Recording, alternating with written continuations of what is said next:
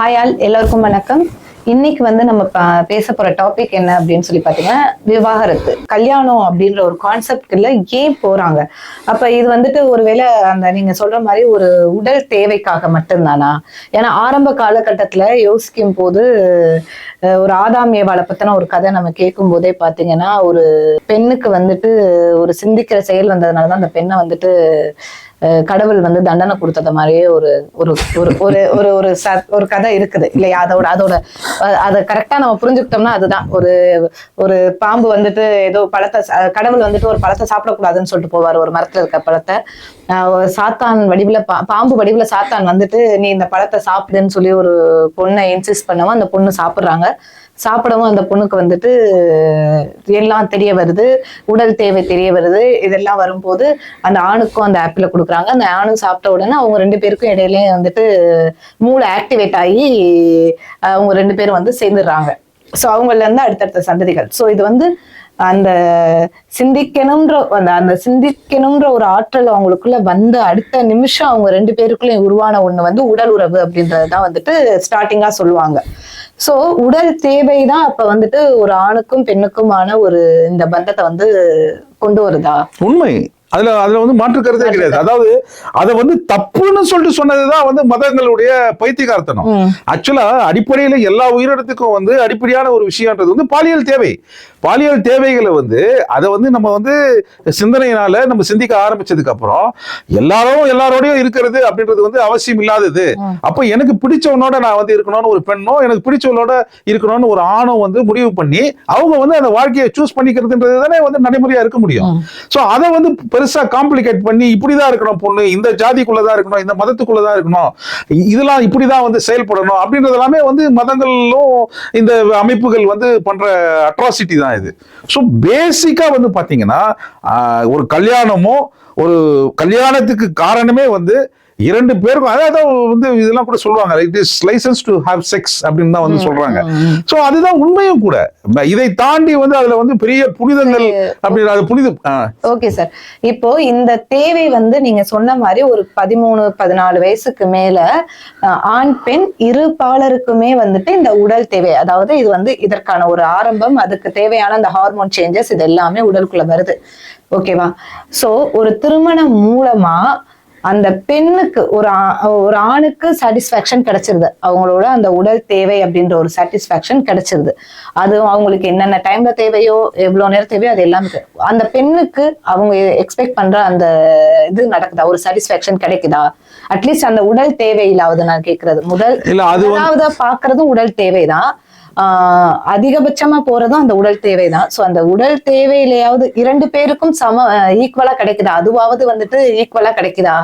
அது ஆக்சுவலா பெண்கள் தரப்புல இருந்து தான் அதை பேசப்படணும். ஏன்னா இதை பற்றிய ஒரு பேச்சு அப்படின்றதே இது வரைக்கும் எழுந்திருக்கா அப்படின்றதே தெரியல. ஆக்சுவலா இதை பற்றிய ஒரு புரிதல், ஏன்னா அதை தப்புன்னு சொல்லிட்டு சொல்லும் போது அதை பற்றி யோசிக்கிறதே ஒரு பெரிய ஒரு தெய்வ குற்றம் அப்படின்ற மாதிரி ஆயிடுது.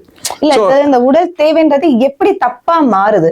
உடல் தேவைக்காக தான் வீட்டுல பொண்ணு பாக்குறோம், பையனை பார்த்து கல்யாணம் பண்ணி வைக்கிறோம். வீட்டுல எல்லாரும் சேர்ந்துதான் கல்யாணம் பண்ணி வைக்கிறோம்.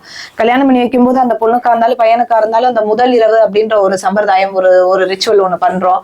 சோ அந்த ரிச்சுவல் பண்றதே ரெண்டு பேரும் பிசிக்கல் ரிலேஷன்ஷிப் வச்சுக்கணும்ன்றதுக்காண்டிதான் நம்ம கொடுக்குறோம். அது மூலமா ஒரு குழந்தை பிறக்குது. ஒரு குழந்தைய உலகத்துக்கு ஒரு உயிரை கொடுக்கறது ஒரு ரொம்ப புனிதமான ஒரு விஷயமா பார்க்கப்படுது. சோ அப்படி இருக்கும் போது ஏன் இந்த உடல் தேவையை இன்னொரு பக்கத்துல இதே மக்கள் ஏன் தவறா எடுத்துக்கிறாங்க? இது ஏன் தவறான முறையில பார்க்கப்படுது? அதுவும் ஒரு பெண் பேசும் போதோ, ஒரு பெண் கேட்கும் போதோ அது ஏன் ரொம்ப தவறா பார்க்கப்படுது? இல்ல, அமைப்பையே உடைக்கிற மாதிரியான ஒரு விஷயங்கள். அதாவது ஒரு பெண்ணினுடைய சிந்திக்கும் திறன், ஒரு சிந்தனைன்றது இந்த ஒரு குடும்பம் அமைப்புன்றதே ஒரு ஆண்டான் அடிமை அமைப்பு தான். இதுல ஆக்சுவலா என்னன்னா, ஆண் என்ன டிசைட் பண்றானோ அதை பெண் உள்வாங்கி அதை செயல்படுத்தணும் அப்படின்றதுதான் இங்க நடைமுறையில இருக்கு. சோ ஒரு பெண் அவளுடைய தேவைகள், ஆணுடைய பாலியல் தேவைகள் பூர்த்தி செய்ததுக்கு அப்புறம், அதாவது பெண்ணுக்கும் இந்த மாதிரியான தேவைகள் இருந்து அதை வெளிப்படுத்த முடியுமா அப்படின்றதே இல்ல, தெரியல.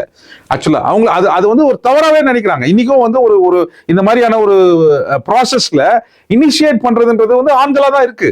அதாவது பெண்கள் வந்து அது வந்து ஓப்பனா இன்றைய அளவுல கூட வந்து நிறைய வந்து இதை பத்தி பேசப்படுதா, இணையத்துல வந்து நிறைய பேசப்படுதான்னா, ஒரு பெண்ணை வந்து அட்டாக் பண்றதுக்கு வந்து யூஸ் பண்ற ஒரு விஷயமே என்னன்னா, இந்த மாதிரி வந்து செக்ஸ பத்தி பேச ஆரம்பிச்சா அவ வந்து ஆஃப் ஆயிடுவா அப்படின்றதுதான் அது வந்து ஒரு டூலா வந்து பயன்படுத்தப்படுது. இன்னைக்கு இந்த செக்ஸ்ன்ற வார்த்தையே ஒரு பொண்ணு வந்துட்டு பப்ளிக்கா ஒரு 4 பேர் இருக்க இடத்துலயோ இல்ல வீடியோ மூலமாவோ நாங்க சொல்றோம்னா, அடுத்த செகண்ட் எங்களுக்கு குத்தப்படுற முத்திரை வந்துட்டு அவ தவறானவள், அவ அதை பத்தி பேசிட்டா அப்படின்னு.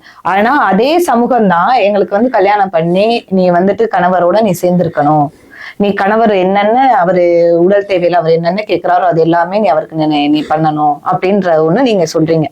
அப்படி இருக்கும்போது நான் இந்த வார்த்தையை நான் பேசுறது தப்பா, இதை பத்தி நான் பேசுறது தப்பா, இல்ல நீங்க அந்த ஒரு ஆணோட எனக்கு யாருன்னே இதுல அரேஞ்ச் மேரேஜ்ல எல்லாம் யாருன்னே தெரியாத ஒரு ஆணோட ஒரு அறைக்குள்ள திடீர்னு அறிமுகமே இல்லாத ஒருத்தரோட நீங்க அனுப்பி வைக்கிறீங்களே அது தப்பா? ஒரு புரிதல் இல்லாத ஒரு கண்டிப்பா அதாவது இருக்கு இல்லையா, ஒரு விஷயமா இருக்கு இல்லையா இது. சோ இது ஒண்ணு. இப்ப நம்ம வந்து ஏன் இது இந்த செக்ஸுக்குள்ள போறோம், விவாகரத்துன்னு எடுத்துட்டு ஏன் செக்ஸுக்குள்ள நான் இப்ப வந்தேன் அப்படின்னு சொல்லி பார்த்தா,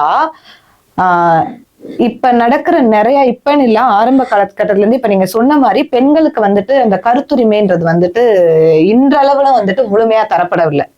அப்படி இருக்கும்போது ஆரம்ப கட்டத்துல மொத்தமாவே இருக்காது. ஒரு பெண்ணுக்கு விருப்பம் இருக்கு, ஒரு நேரம் வந்துட்டு பெண்ணுக்கு விருப்பம் இருக்காது, உடல் உறவுல விருப்பம் இருக்காது, ஆனா வேற வழி இல்ல, கணவன் கேட்கும்போது அவங்க ஒத்துழைச்சுதான் ஆகணும். அது ஒண்ணு. அதுல அவங்களோட மனசளவுல எவ்வளவு பாதிக்கப்படுறாங்க அப்படின்றது வந்துட்டு அந்த பொண்ணுக்கு மட்டும்தான் தெரியும். உடல் அளவுலயும் சரி மனசளவுலயும் சரி அந்த இடத்துல எவ்வளவு காயப்படுறாங்க. என்ன காரணம் கேட்டா, அந்த உலகம் முழுவதுமே பெண்களுக்குன்னு சொல்லிட்டு ஒரு ப்ரீ டிஃபைன்டு ஒர்க் வந்து நம்ம கொடுத்துருவோம். காலையில எந்திரிக்கிறது வந்து ஆண் சீக்கிரம் எந்திரிக்க தேவையில்லை, அந்த பெண் வந்து காலைல 4 மணிக்கெல்லாம் எந்திரிக்கணும். இன்னைக்கு அளவுலயுமே வந்துட்டு டைம் வேணா கொஞ்சம் கொஞ்சம் வந்து இப்ப அட்லீஸ்ட் ஒரு 7க்காவது எந்திரிக்கணும்ல. இப்பவுமே என்னன்னா நீ அட்லீஸ்ட் ஒரு 7க்காவது நீ எந்திரிக்கணும்ல அப்படின்ற வார்த்தை தான் வருதே தவிர, நீ வந்து பொண்ணுனாவே நீ 4 மணி 5 மணிக்கு சேவல் கூவும் போது நீ எந்திரிச்சிருக்கணும். அப்ப எந்திரிச்சதுல இருந்து நைட்டு 9-10 மணி வரைக்கும் அந்த பொண்ணுக்கு வேலை இருக்கும் வீட்டுல. கணவனுக்கு சமைச்சு கொடுக்கறது, குழந்தைங்களுக்கு சமைச்சு கொடுக்கறது, துணி துவைக்கிறது, அந்த வேலை இந்த வேலை, பிசிக்கல் ஒர்க் அதிகமா இருக்கும் அவங்களுக்கு. சோ பிசிக்கல் ஒர்க் அதிகமா இருக்க அவங்களுக்கு அவ்வளவு டயர்ட்னஸ் இருக்கும். அந்த டயர்ட்னஸ் நீ டயர்டா இருக்கியாமா, உன்னை நீ உட்காரே, நான் உனக்கு போய் கொஞ்சம் தண்ணி மோந்துட்டு வந்து கொடுக்குறேன் அப்படின்னு கேட்கறது கூட அந்த வீட்டுல ஆள் இருக்க மாட்டாங்க. சோ இந்த மனநிலைமையில ஒரு பொண்ணு போய் நைட்டு போய் அட்லீஸ்ட் தூங்குவோம்னு சொல்லி போகும்போது அந்த கணவன் செக்ஸுக்காக கூப்பிடும் போது அந்த பொண்ணோட நிலைமையை யோசிச்சு பாருங்க. எவ்வளவு மன உளைச்சலுக்கு ஆளாவாங்க. அவ்வளவு தூரம் பிசிக்கல் ஒர்க் முடிச்சுட்டு அவ்வளவு பிசிக்கலா வீக்கா இருக்கவங்கள நீங்க திரும்ப பிசிக்கலா அப்யூஸ் பண்ணும் போது அவங்க மனநிலைமை ரொம்ப அதிகமா பாதிக்கப்படுது இந்த இடத்துல. சோ அதையும் வெளியில சொல்ல முடியாம இருந்து இருந்து இருந்து குழந்தைங்களுக்காக, சமூகத்துக்காக, என்ன சொல்லுவாங்க, அம்மா அப்பாவுக்காகன்னு இருந்திருந்த காலம் போய் இன்னைக்கு இந்த டிவோர்ஸ்ன்ற ஒரு ஆப்ஷன் வந்து பெண்களுக்கு வந்து ஒரு ரொம்ப பெரிய ஒரு விஷயமா இருக்கு. இன்னைக்கு கோர்ட்ல கேசஸ் நிறைய பார்த்தா என்னால என்னோட இதுக்கு வந்துட்டு அவர் சரி வரல, பிசிக்கல் ரிலேஷன்ஷிப் நிறைய பேருக்கு வந்துட்டு இப்ப டிவோர்ஸ் நடக்குது. இப்ப நீங்க சொல்றது வந்து பார்த்தா வந்து அதாவது இந்த மாதிரியான ஒரு திருமணங்கள்ல வந்து இந்த செக்ஷுவல் அபியூஸ் அப்படின்றதுதான் வந்து ஒரு முக்கியமான ஒரு காரணமா இருக்கும் அப்படின்னு சொல்லிட்டு நீங்க நினைக்கிறீங்க? விவாகரத்துக்கு ஒரு காரணமா இருக்கு சார். இதுல இன்னொரு கேஸ் எடுத்துக்கிட்டீங்கன்னா, ஒரு சில சமயம் அந்த பெண்ணுக்கு வந்து அந்த ஃபீல் வரும், செக்ஸுவல் ஃபீல் வரும். அப்ப அந்த கணவனை போய் அப்ரோச் பண்ணா அவருக்கு வந்துட்டு எனக்கு மூடு இல்லை அப்படின்னு. இத மூடு இல்லைன்னு சொல்லிட்டு விட்டா கூட பரவாயில்ல, ஒரு பொண்ணா இருந்துகிட்டு நீ எப்படி வந்து கேட்ப? போய் வேற ஆள்கிட்ட கேட்கல, தன்னோட சொந்த கணவர்கிட்ட தான் அவங்க இது பண்றாங்க. பட் அதையுமே வந்துட்டு நீ எப்படி என்கிட்ட ஒரு பொண்ணா இருந்துகிட்டு நீ இப்படி கேட்கல, உனக்கு அசிங்கமா இல்லையா? அப்ப நீ அடுத்தடுத்த தாட்டுக்கு ஜென்ஸ் வந்து போறாங்க. ஒரு மேல் வந்துட்டு ஒருவேளை அப்படின்னா இப்ப நான் வெளியில வேலைக்கு போற நேரத்துல உனக்கு மூடா இருந்தா அப்ப நீ வேற எவனையாவது பாப்பியா, வேற எவன்ட்டையாவது போவியா? இப்படி எல்லாம் தாட் ப்ராசஸ்குள்ள போய் அந்த பொண்ணுங்களை எவ்வளவு தூரம் மன உளைச்சலுக்கு ஆளாக்க முடியுமோ அவ்வளவு தூரம் மன உளைச்சலுக்கு ஆளாக்குறாங்க. எதனா அந்த உடல் தேவையை வச்சு. சோ இது வந்து ரொம்ப மேஜர் பார்ட்டா இருந்திருக்கும் எனக்கு. ஏன்னா இன்னைக்கு நாங்க வந்துட்டு இவ்வளவு தூரம் கொஞ்சம் வெளியில பேச முடியுது, ஒரு டிவோர்ஸ்க்கு அப்ளை பண்ண முடியுது, இது ஒரு காரணமா வெளிப்படுத்த முடியுது எங்களால. இதுக்கு முன்னாடி இருந்தவங்களால காரணமா வெளிப்படுத்த முடிஞ்சிருக்காது. இன்னமும் நிறைய பேரால இதை சொல்ல முடியாத இடத்துலதான் இருக்கிறாங்க, இன்னமும் அந்த கட்டுப்பாட்டுக்குள்ளதான் இருக்கிறாங்க. சோ அதனாலதான் நான் அந்த செக்ஸை பத்தி வந்து உங்ககிட்ட ஆரம்பத்திலேயே வந்துட்டு நான் இல்ல கண்டிப்பா இது வந்து ஆக்சுவலா ரொம்ப ஒரு ஆரோக்கியமான ஒரு விஷயம். எப்படின்னா இப்போ இப்போ வந்து செக்ஷுவல் அபியூஸ் இருக்கக்கூடாது, ஆனா செக்ஸ் வேணும். ரெண்டு பேருக்குமே வந்து அதனுடைய தேவைகள் வந்து இருக்கு. சோ இதை பற்றி ஒரு புரிதல், இப்ப அபியூஸ் பண்றாருன்றதுக்காக அதை பிரேக்கப் பண்ணிட்டு போகும்போது அகைன் அவங்களுடைய அந்த செக்ஷுவல் டிசைர்ன்றதே ஸ்டாப் ஆயிடுது. அது வந்து அதுக்கு ஒரு ஃபுல் ஸ்டாப் வச்சு அவங்க வந்து ஒரு தவ வாழ்க்கைக்குள்ள போயிடுறாங்க. ரெண்டு பக்கமுமே ஒரு ஆணுக்குனாச்சும் நிறைய வடிகால்கள் இருக்கலாம், ஆனா பெண்ணுக்கு வந்து அது இல்ல அப்படின்ற கட்டங்கள்ல இது வந்து இதை பத்தி பேசப்படணும் நிறைய. அதாவது ஒரு ஆணுக்கும் பெண்ணுக்குமான அடிப்படையில இருக்கிற அவங்களுடைய பாலியல் தேவைகளை பற்றிய அந்த புரிதல்கள் இருக்கணும். இப்ப நீங்க சொல்ல செக்ஸுவல் அபியூஸ் வேற, செக்ஸ் நீட் டிசைர் வேற. சோ இதையே வந்துட்டு நீங்க சொன்ன மாதிரி ஒரு பொண்ணியே அந்த தவ வாழ்க்கைக்குள்ள போறா அப்படின்னு சொல்லி பாத்தீங்கன்னா, அவளுக்கு வந்து அந்த ஆணோட செக்ஸ் வச்சுக்க பிடிக்கல, கணவனாவே இருந்தாலும் அவனோட அப்ரோச் பிடிக்கல, ஏதோ ஒண்ணு அவளுக்கு பிடிக்கல, அபியூசிவா இருக்கு, ஏதோ ஒண்ணு அவளுக்கு பிடிக்கல. சோ நான் அந்த ஆண்கிட்ட இருந்து அந்த கணவன்கிட்ட இருந்து நான் வெளியில வந்துட்டேன்.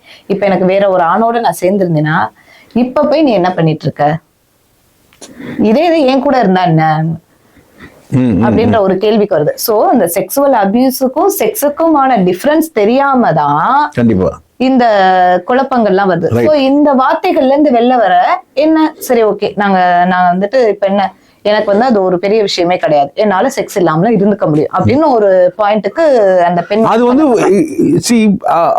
அந்த நிலைக்கு வந்து அந்த பெண் தள்ளப்படுறா அப்படின்றதுதான். ஏன்னா அந்த அவளுடைய உணர்வுகளை அவ வந்து வெளிப்படுத்த முடியாத ஒரு சூழல்ல அவ இருக்கிறா. பிளஸ் வந்து வெளிப்படுத்தினாலும் வந்து அதை வந்து ஒரு சரியான முறையில வந்து அது செயல் வடிவமா ஆகுன்ற அந்த நம்பிக்கையும் இல்ல. இதை புரிஞ்சுக்கக்கூடிய இடத்துல வந்து அவங்க பெற்றோரோ இல்ல அவங்க நண்பர்களோ இல்ல. ஆக்சுவலா இதுல வந்து இது வந்து பெண்களுக்கு மட்டும் இல்ல, ஆண்களுக்கும். ஏன்னா என் சமீபத்தில் வந்து ஒரு 4 வருடங்களுக்கு முன்னாடி என்னுடைய ஒரு நல்ல நண்பர் ஒருத்தர், அவர் வந்து அவருக்கு வந்து 2 மகள்களுக்கு வந்து கல்யாணம் ஆயிடுச்சு. பிளஸ் ஒரு பையன் இருக்கான், கல்யாண வயசுல வந்து ஒரு பையன் இருக்கான். அவருடைய பொறுப்புகள் எல்லாமே வந்து ரொம்ப அழகா பண்ணிட்டு இருந்தாரு. மனைவியோட ரொம்ப அக்கறையும் அன்போட இருந்தவர். அவங்க வந்து கொரோனால இறந்துடுறாங்க. அது ஒரு எதிர்பாராத விதமா வந்து இறந்துட்டு அந்த ஒரு 6 மாத காலங்கள்ல வந்து அவர் வந்து ரொம்ப வெளிப்படையா பேசக்கூடிய ஒரு மனிதர், ஒரு வெள்ளேந்தியான ஒரு மனிதர். அவர் வந்து என்ன சொல்றாரு, இல்ல என்னால வந்து ரொம்ப முடியல, என்னால இருக்க முடியல. ஆக்சுவலா ஒய்ஃப் வந்து அவ்வளோ ஒரு கிட்டத்தட்ட ஒரு 30 வருடங்கள் வந்து கூட வாழ்ந்திருக்காங்க, நான் வந்து இன்னொரு மறுமணம் பண்ணிக்கலாம் அப்படின்னு சொல்லிட்டு இருக்கிறேன்னு அவர் கேஷுவலா சொல்றாரு. அதை சொல்றத வந்து அவங்க குடும்பம் ஏத்துக்கல. அவர் மனைவியினுடைய குடும்பங்கள் வந்து அவரை த்ரெட்டன் பண்றாங்க. அவர் ஏதோ ஒரு பெரிய ஒரு தவறான ஒரு விஷயத்தை நோக்கி பயணிக்கிறாருன்னு சொல்லிட்டு அவங்க குடும்பமே அவருக்கு அகேன்ஸ்ட் ஆயிடுச்சு. அதுக்கப்புறம் பாவம் அவர் அது வந்து அவருடைய வாய்ஸை வந்து ரைஸ் பண்ணி தோத்து போய் இன்னைக்கு வந்து சக்கம் ஆயிட்டார். பரவாயில்ல, நமக்கு வயசும் ஆயிடுச்சு. சோ இந்த புரிதல்கள், அதாவது ஒரு ஆணுக்கான ஒரு தேவைகள், பெண்ணுக்கான தேவைகள், அதை பற்றிய ஒரு புரிதல் வந்து கண்டிப்பா இருக்கணும். அது வந்து நிறைய பேசப்பட்டதான். இது வந்து முதல்ல குடும்பங்களை வந்து அக்செப்ட் பண்ணணும். இதை வந்து பேசுறது இல்லை. இப்போ வந்து ஆக்சுவலா இப்போ கல்யாணம்ன்றதே எப்படி ஆயிடுச்சுன்னா, ஆஃப்கோர்ஸ் வந்து பெண்களுக்கு நாச்சும் வந்து ஒரு 20 வயசுல வந்து கல்யாணம் பண்ணிடலாம் அப்படின்னு சொல்லிட்டு நினைக்கிறாங்க. ஆனா ஆண்களுக்கு வந்து அவன் வந்து செட்டில் ஆகணும், அவன் படிச்சு முடிக்கணும், அப்புறம் இவ்வளவு ஏர்ன் பண்ணணும், அதுக்கப்புறம் வந்து அவன் வந்து இஎம்ஐ இல்லாத ஒரு வீடு வச்சிருக்கணும், அதுக்கப்புறம் ஒரு கார் வாங்கணும். அப்ப என்ன ஆச்சு, அவன் கல்யாணம் ஆயிடுவான். அவனுடைய அந்த டிரைவ், அந்த ஏஜே வந்து ஆக்சுவலா அதாவது பேசிஸ் ஃபார் லைஃபே வந்து நம்ம வந்து லூஸ் பண்ணிடுறோம். என்ன காரணங்களுக்காக வந்து நம்ம வந்து இங்க பிறந்தோன்றதே வந்து மாறி போயிடுது. இது அப்கோர்ஸ் வந்து முன்னாடி இருக்கிற ஜெனரேஷன் வந்து அவங்க எல்லாம் கிஃப்டட், ஏதோ பிடிக்கலையோ அவங்க வந்து ஒரு வாழ்க்கையை வந்து வாழ்ந்துடுறாங்க இல்லையா, வாழ்ந்துடுறாங்க. இப்போ வந்து என்னன்னா இதுதான் வந்து இது பார்க்கும்போது இது ஏன் வந்து உண்மையிலேயே வந்து இதை பத்தி வந்து ரொம்ப கஷ்டமா தான் இருக்கு ஆக்சுவலா.